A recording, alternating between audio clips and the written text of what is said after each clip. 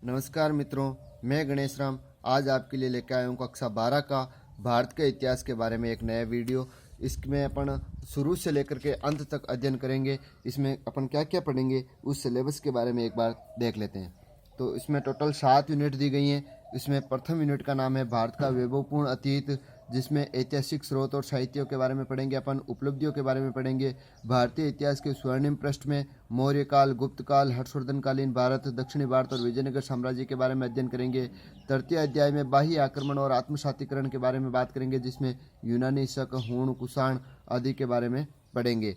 चौथे अध्याय के अंदर मुगल आक्रमण और उनके क्या उद्देश्य और प्रभाव रहे उनके बारे में अध्ययन करेंगे।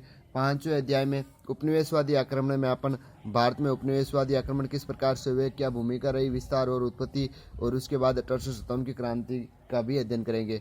छठे अध्याय के अंदर आधुनिक स्वाधीनता आंदोलन के बारे में अध्ययन करेंगे, जिसमें विभिन्न प्रकार के आंदोलन, सामाजिक आंदोलन, क्रांतिकारी आंदोलन और राजनीतिक आंदोलन के बारे में अध्ययन करेंगे। और सातवें अध्याय में अपन राजस्थान के बारे में पढ़ेंगे, जिसमें स्वाधीनता संग्राम और एकीकरण की बात करेंगे।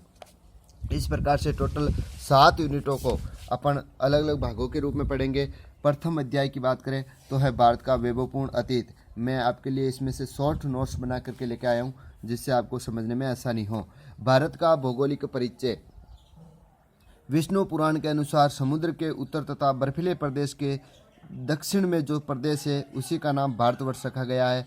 कहने का मतलब विष्णु पुराण में ये व्याख्या की गई है कि समुद्र के उत्तर में और ऊपर जो बर्फीले प्रदेश हैं हिमालय के आसपास, उसके जो दक्षिण में जो भी प्रदेश हैं, बीच में भाग है, उसे भारत का नाम दिया गया है। तथा हम सभी भारतीय उसकी संतति हैं, उसकी संतान हैं।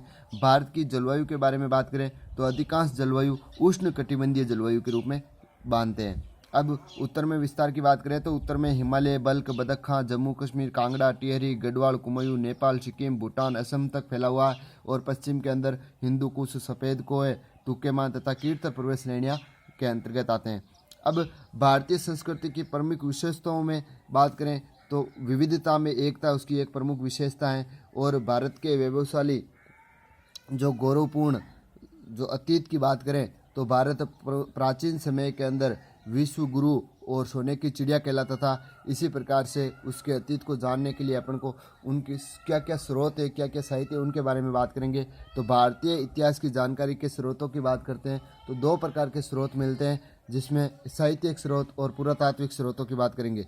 साहित्यिक स्रोत जो लिखित स्रोत है, लिपिबद्ध स्रोत है, उसे साहित्यिक स्रोतों के अंतर्गत लिया जाता है। पुरातात्विक स्रोतों में खुदाई से संबंधित, जिसको खुदाई करके कुछ न कुछ खोजा गया है, वो पुरातात्विक स्रोतों में आते हैं। साहित्यिक स्रोत, इनको भी 3 भागों में विभाजित किया गया है। धार्मिक साहित्य, धर्मेतर साहित्य और वंशावलियाँ।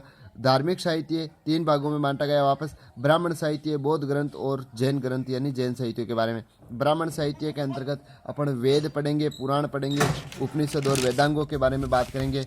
वेद ज्ञान का भंडार या संग्रह ही वेदों की व्याख्या करता है। वेदों की संख्या 4 है।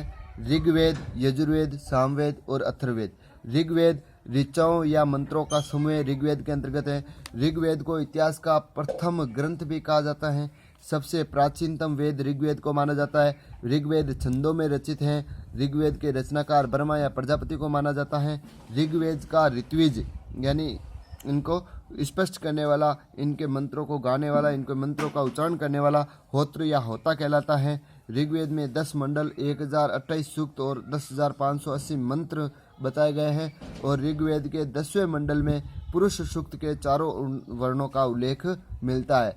ऋग्वेद के अलावा 4 वर्णों का विस्तार या उल्लेख वो मनुस्मृति में किया गया है। दूसरे वेद की बात करें तो यजुर्वेद। यजुर्वेद यज्ञ, कर्मकांडों, अनुष्ठान की पद्धतियों का संग्रह है। यजुर्वेद क्रम पर आधारित है और यजुर्वेद 2 भागों में बंटा हुआ है, कृष्ण यजुर्वेद और शुक्ल यजुर्वेद। यजुर्वेद के ऋत्विज को अथर्ववेद कहा जाता है और उसके रचनाकार विश्वामित्र को माना जाता है। सामवेद गाई जाने वाली सामग्री यानी संगीत से संबंधित जो वेद है वो सामवेद है।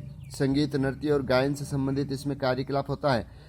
भारतीय संगीत का जनक सामवेद को माना जाता है और सामवेद के ऋत्विज को उद्गाता कहा जाता है। उद्गाता देखिएगा दोस्तों, संगीत को गा करके उच्चारण किया जाता है तो उसका ऋत्विज भी जो उच्चारण करेगा उसके पीछे गाता शब्द आ रहा है, उद्गाता, उद्गाता। और इसके रचनाकार नारद जी को माना गया है, जो कि गायन शैली में निपुण माने जाते हैं। अथर्ववेद, चौथा वेद है अथर्ववेद, जिसमें तंत्र मंत्र जादू टोना औषधि प्रयोग और शत्रुओं के दमन की बात की जाती है। अथर्ववेद सबसे नवीनतम वेद है। सबसे प्राचीनतम वेद की बात करें तो ऋग्वेद को पढ़ा अपन ने। सबसे प्राचीनतम वेद ऋग्वेद और सबसे नवीनतम वेद अथर्ववेद। आध्यात्मिक चिंतन अथर्ववेद के अंतर्गत किया जाता है और रचनाकार अथर्वा ऋषि को माना गया है। अब देखिएगा, अपन ने वेदों की संख्या पढ़ी है 4, और चारों संख्या जो 4 वेद पढ़े उनके चारों के भाग की बात करें तो भी 4 है, यानी प्रत्येक के 4 भाग हैं। संहिता, ब्राह्मण ग्रंथ, आरण्यक और उपनिषद, समझ रहे हो। 4 ऋग्वेद के भी 4 भाग हैं, यजुर्वेद के भी 4 भाग हैं, सामवेद के भी 4 भाग हैं और अथर्ववेद के भी 4 भाग हैं। तो संहिता किसे कहते हैं? वेदों की व्याख्या करना या वेदों का संग्रह संहिता के रूप में होता है। ब्राह्मण ग्रंथ यज्ञ और कर्मकांडों पर आधारित होता है। आरण्यक वनों में ऋषियों द्वारा रचित रचनाएं जिसमें दार्शनिक विषयों की व्याख्या भी की जाती है।